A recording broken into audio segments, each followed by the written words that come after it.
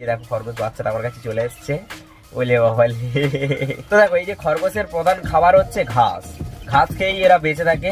দুর্বা ঘাস। তোমরা হচ্ছে মুরগি পালন করছো, মুরগি পালন করলে কিন্তু অনেক টাকা ইনভেস্ট করতে হয়।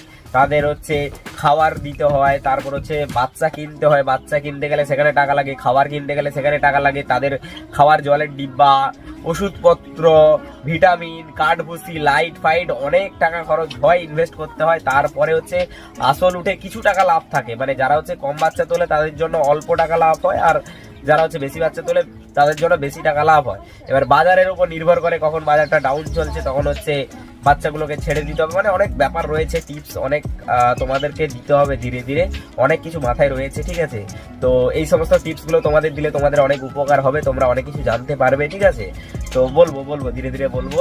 আমার ঘরে এখন ডিম মুরগি 20 পিস মতো রয়েছে, তো সব তোমাদেরকে দেখানো হবে। তো আজকের এই ভিডিওতে তোমাদের বলে দিই, দেখো তোমরা যারা যারা খরগোশ পালন করতে চাও, খরগোশ পালন করেও কিন্তু অনেক অনেক টাকা ইনকাম করা যায় কোনো টাকা খরচ না করে। এদের কেবলমাত্র শুধু ঘাসই দাও। তোমাদের এলাকায় যদি দুর্বা ঘাস প্রচুর পরিমাণে থাকে, শুধু দুর্বা ঘাসই দাও, আর কিচ্ছু দিতে হবে না। দুর্বা ঘাস দিলেই বাস, আর কিচ্ছু দিতে হবে না।